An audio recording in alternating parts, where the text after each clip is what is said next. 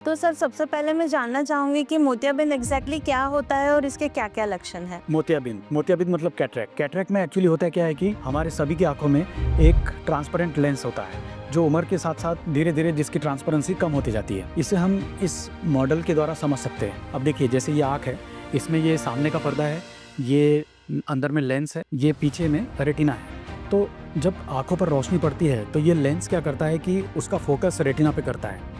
जब ये ट्रांसपेरेंट रहता है, मतलब पारदर्शक रहता है। लेकिन जब जैसे जैसे इसकी पारदर्शिता कम होती जाती है, मतलब उम्र के साथ साथ, तो ये पकते जाता है।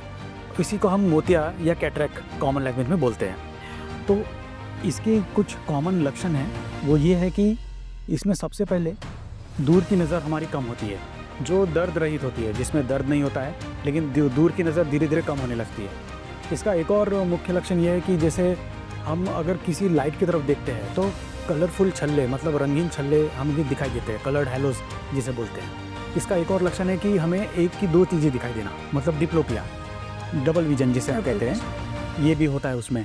फिर आंखों के सामने काला धब्बा आना, ये भी उसका एक मुख्य लक्षण है। फिर बाद में जब ज़्यादा प्रोग्रेस हो जाता है, कैटरैक्ट ज़्यादा बढ़ जाता है या मैच्योर हो जाता है, तो हमें दूर की और पास की दोनों जो चीज़ें हैं वो कम दिखाई देती है, और आखिर में पूरा के मैच्योर होने के बाद सिर्फ लाइट परसेप्शन, मतलब सिर्फ हम लाइट देख पाते हैं, बाकी कुछ भी नहीं। इतनी नज़र कम कर सकता है कैटरैक्ट।